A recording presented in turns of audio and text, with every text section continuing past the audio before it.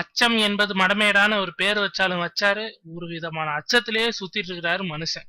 இப்படி தன் கம்பெனி பெயரை கூட போட முடியாமல் அச்சத்தில் இருக்கிறாரே கௌதம் என்று வெளிவந்த அச்சம் என்பது மடமேடா படத்தின் விளம்பரத்தை பார்த்தவங்க எல்லாரும் உச்கொட்ட வைத்திருக்கிறது இண்டஸ்ட்ரிய. பல மாதங்களாக போராடி போராடி இந்த படத்தை ஒரு வழியா முடிச்சிட்டாரே நம்ம கௌதம் மேனன். படத்தின் தயாரிப்பாளரும் இவரே என்பதால் கொடுக்கல் வாங்கல்களில் ஏராளமான குழப்பம்.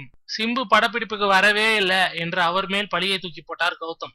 எவ்வளவு காலத்துக்கு தான் நான் நல்லவனாவே இருக்கிறது அப்படின்னு நிஜ நிலவரத்தை புட்டு புட்டு வச்சார் சிம்பு. முதல்ல சம்பளத்தை ஒழுங்கா கொடுங்க, அப்புறம் நான் ஒழுங்கா வரேனா இல்லையான்னு விமர்சனம் பண்ணலாம் அப்படின்னு காச்சு மூச்சு ஆகிவிட்டார். படம் ஆரம்பிச்சு 40% படப்பிடிப்பு முடிஞ்ச நிலையில சொல்லாம கொள்ளாம ஓடி போனார் அந்த படத்தின் நாயகியான பல்லவி சுபாஷ். மீண்டும் மஞ்சிமா மோகனை வச்சு படத்தை தொடர்ந்த வகையில் சில லட்சங்கள் நஷ்டம் கௌதமுக்கு. இப்படி நாலாப்புறமும் தோனி மாதிரி அடிக்க சேதாரம் பா இவருக்கு. அந்த நஷ்டத்திலிருந்து தப்பிக்க வேண்டும் என்றால் படத்தை உடனே ரிலீஸ் செய்தாக வேண்டும். இந்த நிலையில தான் இன்றும் நேற்றும் வெளிவந்த விளம்பரங்களில் எந்த தயாரிப்பு நிறுவனத்தின் பெயரும் இல்ல. போட்டான் கந்தாஸ் நிறுவனத்தின் சார்பில் தான் இந்த படம் தயாரிக்கப்பட்டது. இது கௌதமுக்கு சொந்தமான நிறுவனம். இப்போது அந்த பெயரை கூட போட முடியாத அளவுக்கு அவரை சுற்றி அழகு குத்தி ஆடுகிறது பிரச்சனை. விரைவில் என்று விளம்பரங்களில் ரிலீஸ் காலம் குறிப்பிடப்பட்டிருந்தாலும் கௌதமின் நல்ல நேரத்தை பொறுத்துதான் அந்த விரைவில் என்பதற்கான அர்த்தமே விளங்கும். அது வரைக்கும் அச்சம் என்பது இருக்கும்டா.